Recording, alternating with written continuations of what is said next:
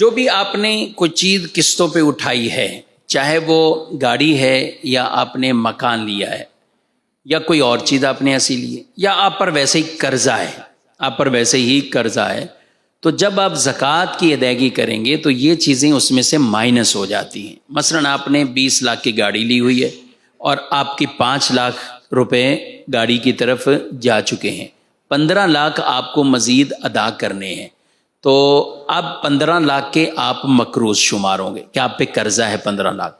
اب دیکھا جائے گا کہ آپ جس مال کی زکوٰۃ نکالتے ہیں، مثلا آپ کے پاس گولڈ، سونا، نقدی کیش یا اس طرح کی جو بھی چیزیں موجود ہیں، آپ نے سارے اماؤنٹ کو شمار کیا تو یہ سونا، کیش، پرائز بانڈ یہ بن گیا بھائی 20 لاکھ کا، یہ 25 لاکھ کا یہ بن گیا۔ اب آپ نے 15 لاکھ مائنس کیے، اگرچہ آپ ادا نہیں کر رہے ہیں لیکن وہ 15 لاکھ اس میں سے مائنس ہو جائے گی، تو جو بقیہ اماؤنٹ ہے وہ چونکہ نصاب والا ہے اس پر زکوٰۃ لازم ہوگی، اور اگر وہ مائنس کرنے کے بعد نصاب ہی نہیں رہتا تو پھر آپ پر زکوٰۃ لازم نہیں ہوگی۔ یہ چاہے مکانوں کی قسطیں ہیں یا کوئی اور ہیں، اس میں یہی حکم ہے کہ یہ چیزیں مائنس ہوں گی، قسطیں مائنس ہو جاتی۔